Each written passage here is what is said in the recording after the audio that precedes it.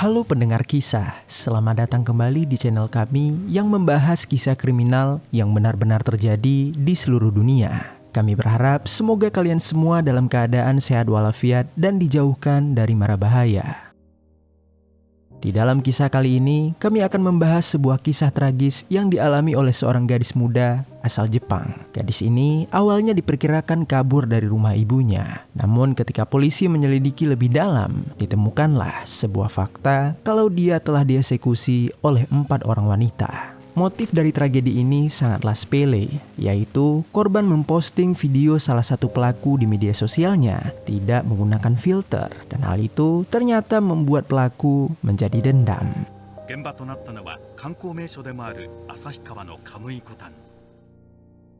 Bagaimana cerita selengkapnya? Jadi beginilah kisah di baliknya.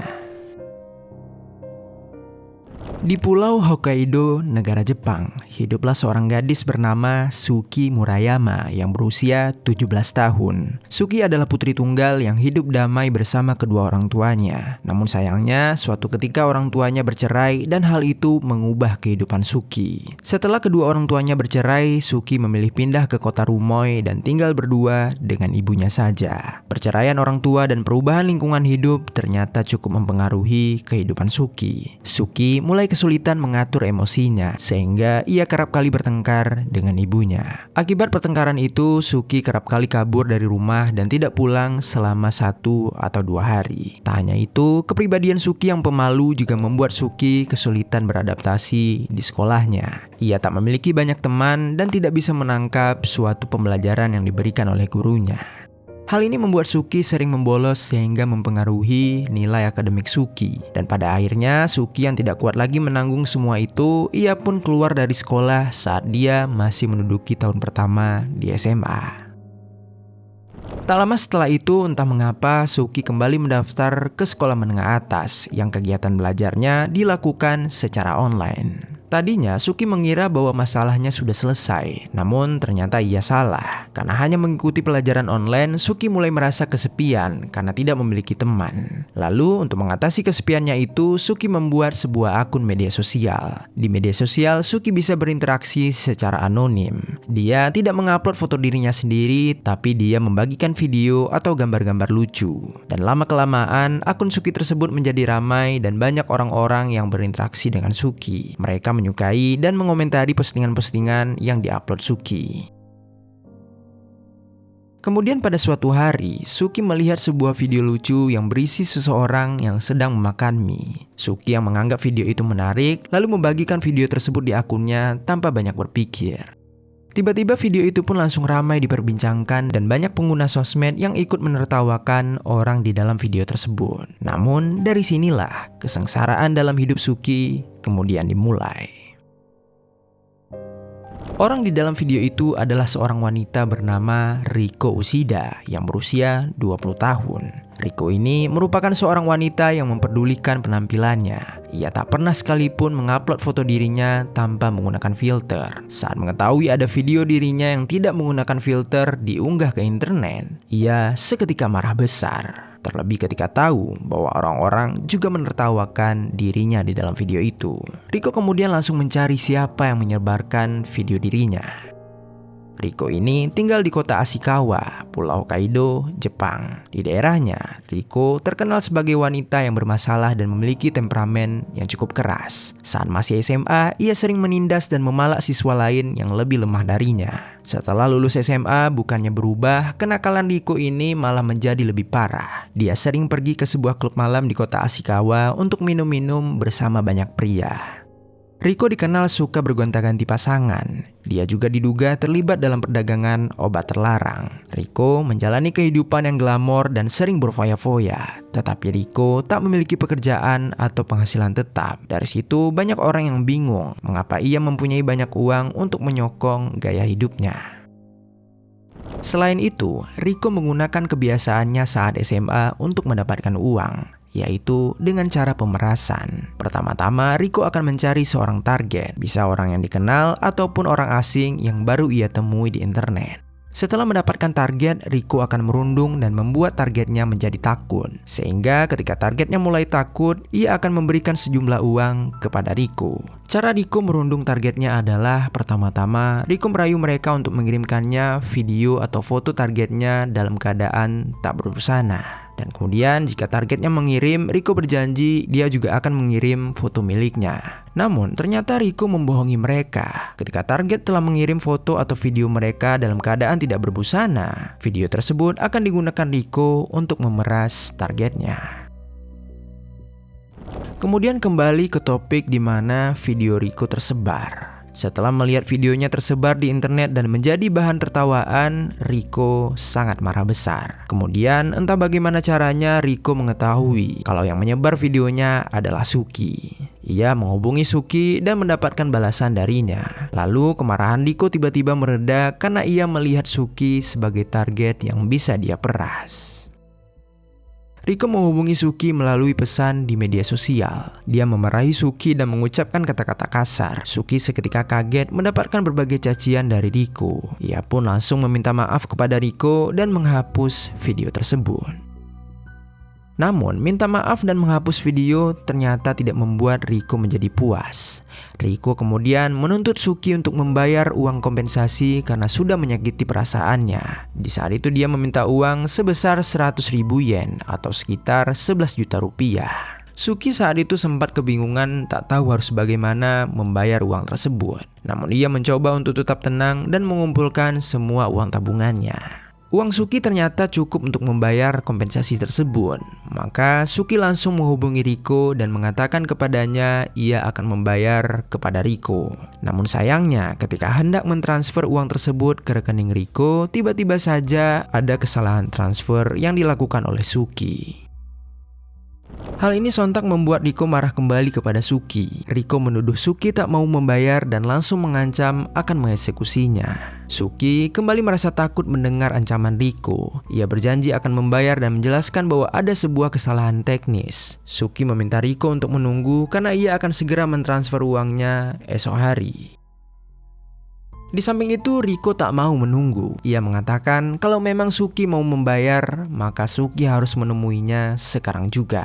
Suki menolak permintaan Riko karena ia takut pada Riko dan tak ingin bertemu dengannya. Namun, Riko terus mencaci dan mengancam Suki. Ia mengatakan jika Suki tidak mau mendatanginya, ia yang akan datang sendiri untuk menyakiti Suki dan juga keluarganya. Hal ini tentu membuat ketakutan Suki berubah menjadi kekhawatiran. Ia tak ingin Riko sampai menyakiti ibunya. Dan akhirnya Suki pun memutuskan untuk bertemu dengan Riko. Singkat cerita, pada tanggal 18 April 2024, Suki pamit pada ibunya dengan mengatakan kalau dirinya akan menemui seorang teman dan akan pulang sebelum jam 11 malam.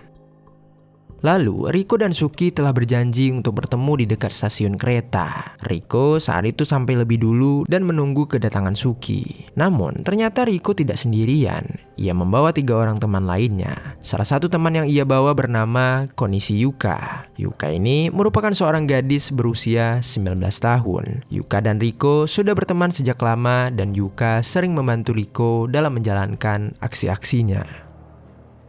Setelah beberapa lama menunggu, Suki akhirnya tiba di lokasi tersebut. Ia saat itu hanya melihat Riko seorang diri. Lalu ketika dia berjalan ke arah Riko, tiba-tiba saja teman-teman Riko langsung menarik Suki dari belakang dan memaksanya masuk ke dalam mobil. Setelah berhasil memasuki Suki ke dalam mobil, mereka membawa mobil itu ke arah kota Ashikawa. Di dalam mobil, Riko dan teman-temannya mulai merundungi Suki. Mereka ngata-ngatai Suki dan melecehkannya secara verbal. Tak hanya itu, mereka juga menyerang Suki dengan cara memukulinya. Bahkan mereka sampai melakukan pelecehan seksual kepada Suki. Suki merasa sangat tersiksa selama perjalanan itu. Namun, ia tak punya kekuatan untuk melawan 4 orang. Saat sampai di kota Ashikawa, mobil itu berhenti di dekat sebuah minimarket. Ketika itu, Riko dan teman-temannya sempat lengah dan mengendurkan pengawasan terhadap Suki. Suki pun menggunakan kesempatan itu untuk kabur. Ia berhasil keluar dari mobil dan langsung masuk ke sebuah minimarket. Begitu masuk ke minimarket, Suki langsung mencari pertolongan sekitar dan dia melihat seorang penjaga toko di sana.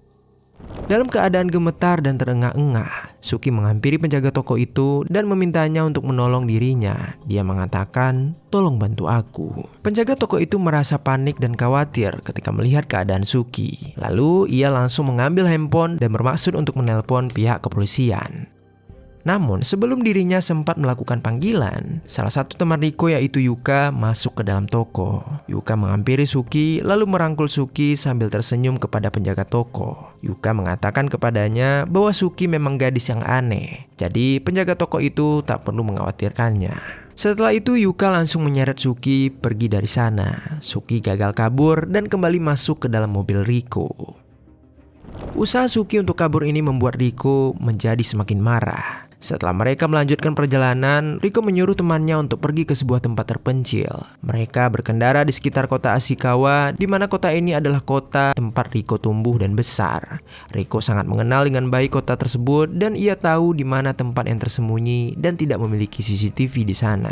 Dengan pengetahuannya itu, Riko memilih tempat untuk melakukan kejahatannya.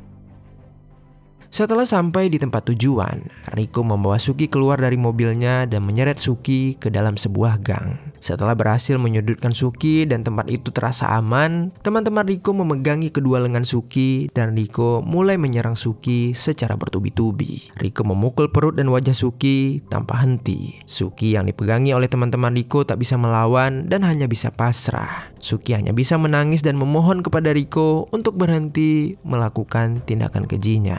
Namun Riko tetap sama sekali tidak mendengarkan permohonan Suki. Pukulan-pukulan Riko lama-kelamaan membuat Suki lemas. Ia terkulai di tangan teman-temannya Riko. Setelah itu, ketika melihat Suki terkulai lemas, Riko menyuruh temannya untuk kembali memasukkan Suki ke dalam mobil.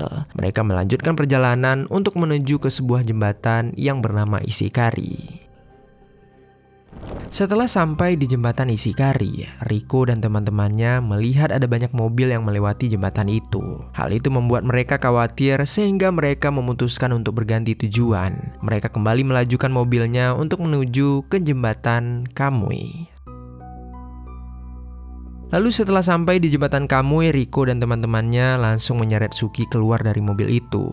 Riko membawa Suki ke pinggir jembatan dan di sana teman-teman Riko mulai melepaskan semua pakaian Suki. Menyadari apa yang terjadi membuat Suki semakin takut. Ia yang tadinya sudah tidak bisa berbicara, tiba-tiba kemudian dia menangis dan memohon kembali kepada Riko untuk melepaskan dirinya. Riko saat itu tetap tidak mendengarkan permintaan Suki. Dia malah merekam Suki yang tengah terbaring lemas di pinggir jembatan dan menertawakannya bersama teman-temannya. Aksi mereka tidak selesai sampai di situ saja. Riko kemudian memaksa Suki untuk duduk di pinggir jembatan, lalu menyuruh Suki untuk melompat dari jembatan ke arah sungai. Riko saat itu posisinya masih merekam dan menertawakan Suki. Dia membiarkan Suki seperti itu selama kurang lebih 4 jam lamanya. Suki menahan siksaan itu sambil memohon kepada Riko untuk melepaskannya. Namun perlahan-lahan ia merasa lelah dan mulai berpikir bahwa tak ada gunanya dia meminta ampun. Saat itulah Suki akhirnya menyerah dan melompat dari jembatan ke dalam sungai. Melihat Suki yang melompat dari jembatan, Riko dan teman-temannya sempat merasa kaget karena mereka tidak menyangka kalau Suki senekat itu. Namun di balik itu semua mereka sama sekali tetap tidak merasa bersalah. Mereka malah memastikan kalau Suki sudah benar-benar tidak terlihat lagi dari atas jembatan. Lalu setelah itu Riko dan teman-temannya mengumpulkan barang-barang Suki mulai dari tas, baju, dan juga handphone. Lalu mereka membuangnya ke dalam sungai juga. Setelah semuanya beres, mereka langsung meninggalkan lokasi kejadian. Suki saat itu diketahui pergi dari rumahnya pada tanggal 18 April 2024 dan ia tak kunjung pulang. Setelah sehari berlalu, Ibu Suki mulai merasa khawatir, namun ia masih berpikir kalau Suki hanya kabur dari rumahnya seperti yang biasa ia lakukan. Maka ia kembali menunggu sambil mencoba menghubungi Suki. Namun setelah 2 hari berlalu, Suki masih belum pulang. Ibu Suki mulai merasa ada sesuatu yang aneh. Ia mencoba menghubungi teman-teman Suki dan menanyakan keberadaan anaknya. Namun tak ada yang tahu di mana Suki berada. Akhirnya Ibu Suki memutuskan untuk melaporkan hal ini kepada pihak kepolisian. Pada tanggal 20 April 2025, pihak kepolisian melakukan investigasi secara resmi dan mulai melakukan pencarian. Pencarian dimulai dengan melacak lokasi terakhir ponsel Suki. Melalui pelacakan ini, polisi menemukan bahwa Suki terakhir kali terlihat berada di kota Ashikawa. Pencarian pun dipusatkan di daerah ini. Polisi mengumpulkan video CCTV pada hari Suki menghilang dan mencoba menemukan di mana keberadaan Suki. Saat itu polisi berhasil menemukan Suki terlihat di sebuah minimarket. Polisi langsung mendatangi minimarket tersebut dan mencoba meminta keterangan kepada para penjaga toko. Penjaga toko ternyata masih mengingat kalau dia sempat bertemu dengan Suki dan ia mengatakan apa yang terjadi pada hari itu. Dari CCTV toko tersebut, polisi juga menemukan rekaman di mana Suki terlihat pergi bersama beberapa orang. Mereka langsung berusaha mengidentifikasi orang-orang tersebut. Selain itu, polisi juga mendapatkan laporan bahwa ada seseorang yang sempat melihat Suki di sekitar jembatan Ishikari. Hal ini membuat polisi curiga dan berpikir bahwa orang-orang yang membawa Suki sudah melakukan kejahatan kepadanya. Polisi pun memutuskan untuk melakukan pencarian besar-besaran di sekitaran sungai di jembatan Ishikari. Polisi melakukan pencarian selama sebulan penuh, tapi tak mendapatkan hasil ataupun menemukan jejak Suki sama sekali. Kemudian polisi mengubah strategi pencarian mereka. Polisi menganalisis faktor musiman dan juga arus sungai untuk menentukan arah pencarian. Saat itu sudah mulai memasuki bulan Mei. Di bulan itu biasanya salju di sekitaran sungai mulai mencair. Selain itu curah hujan juga cukup tinggi, sehingga kedua hal ini menyebabkan volume air sungai naik, dan saat volume air sungai naik kemungkinan tubuh akan terbawa sampai ke hilir. Oleh karena itu pencarian polisi pun difokuskan pada hilir sungai. Keputusan ini ternyata adalah keputusan yang tepat, di mana pada akhir Mei sebuah jasad ditemukan di hilir sungai yang berjarak sekitar 60 km dari lokasi jembatan. Jasad ini ditemukan dalam keadaan tidak berbusana dan sudah membusuk, sehingga sulit untuk dilakukan identifikasi visual. Oleh karena itu, polisi pun melakukan tes DNA dan hasilnya menunjukkan bahwa jasad itu adalah Suki. Saat menemukan jasadnya, polisi juga menemukan barang-barang Suki seperti tas dan baju. Namun, dompet dan handphone Suki tidak ditemukan. Padahal, tas Suki ditemukan dalam keadaan tertutup. Hal ini membuat polisi berpikir bahwa handphone Suki merupakan kunci untuk menyelesaikan kasus ini. Mereka pun melanjutkan pencarian barang-barang Suki di sekitaran sungai. Di saat yang bersamaan, polisi berhasil mengidentifikasi orang-orang yang membawa paksa Suki di hari dia menghilang. Mereka menetapkan Riko, Yuka, dan 2 teman lainnya sebagai pelaku. Namun karena ada 2 tersangka masih berusia di bawah 16 tahun, identitas mereka tidak diungkapkan ke publik. Riko ditangkap sebagai dalang utama pengeksekusian Suki dan dia diinterogasi oleh pihak kepolisian. Dalam proses interogasi, Riko mengaku bahwa ia memang bertemu dengan Suki, tetapi dia membantah tuduhan mengeksekusi Suki. Kepada polisi, Riko mengatakan bahwa pada hari itu ia meninggalkan Suki di sebuah jembatan dan dia tidak tahu apa yang telah terjadi kepada Suki, entah dia melompat ataupun tidak.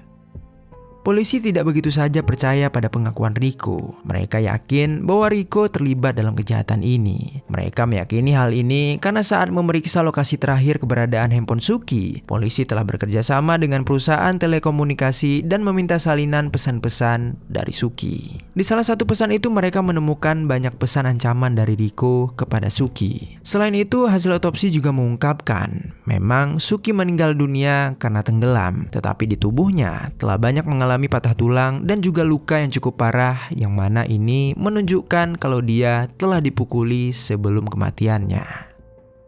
Tetapi sayangnya, bukti-bukti ini belum cukup untuk mengadili Riko sebagai tersangka. Lalu pencarian polisi kembali menemukan hasil. Mereka menemukan handphone Suki di sekitaran jembatan Kamui. Handphone itu ditemukan dalam keadaan rusak, tetapi polisi berhasil memulihkan seluruh data yang ada di dalam handphone tersebut. Di dalam handphone itu, polisi menemukan sebuah video yang sangat mengejutkan, di mana di dalam video tersebut memperlihatkan Suki dalam keadaan tidak berbusana. Ia sambil memohon kepada Riko untuk membebaskan dirinya. Video itu juga memperlihatkan bagaimana Riko menertawakan Suki dan memaksa Suki untuk melakukan eksekusi diri. Video ini merupakan bukti yang kuat dan tidak bisa lagi dibantah oleh Riko. Selain dari video ini, polisi juga menemukan hal lain yang tak kalah mengejutkannya. Selama melakukan penyelidikan terhadap Riko, pihak investigasi menemukan bahwa Riko banyak terlibat dengan beberapa oknum kepolisian dan sering memberikan layanan seksual kepada mereka. Riko bahkan menjalin hubungan perselingkuhan dengan salah satu petugas polisi yang berpangkat tinggi. Lebih parahnya lagi, polisi ini ternyata merupakan salah satu polisi yang ditugaskan untuk menangani kasus Suki ini. Skandal ini kemudian membuat masyarakat menjadi marah dan menuntut dilakukannya penyelidikan mendalam pada petugas kepolisian tersebut. Pihak kepolisian tidak membantah tuduhan ini. Mereka menekankan bahwa mereka telah melakukan penyelidikan yang mendalam terhadap oknum tersebut dan ia sudah diturunkan pangkatnya. Proses peradilan untuk Riko dan Yuka masih berlangsung. Keduanya didakwa atas tuduhan pengeksekusian, penyerangan seksual, dan juga penahanan ilegal serta pemerasan. Jika terbukti bersalah, Riko dan teman-temannya bisa mendapatkan hukuman penjara seumur hidup atau bahkan hukuman pengeksekusian. Suki Murayama yang berusia 17 tahun telah pergi untuk selama-lamanya. Kini keluarga Suki tak akan bisa lagi bertemu dengannya. Suki yang sebelumnya berpamitan kepada ibunya untuk pergi bertemu dengan teman dan berjanji akan pulang, ternyata harus berakhir dengan mengenaskan. Masalah antara Suki dan Riko hanyalah sebuah masalah sepele, yang mana seharusnya bisa diselesaikan dengan jalan yang lebih baik. Tetapi sayangnya Riko malah memilih jalan yang lebih terjal, dan ia berhasil merenggut kehidupan seorang Suki. Semoga dari kisah ini kita bisa belajar banyak hal dan dapat memastikan bahwa kejadian yang sama tidak pernah terulang lagi. Semoga Suki beristirahat dengan tenang dan keluarga yang ditinggalkan diberikan ketabahan serta kekuatan untuk bisa melanjutkan hidup.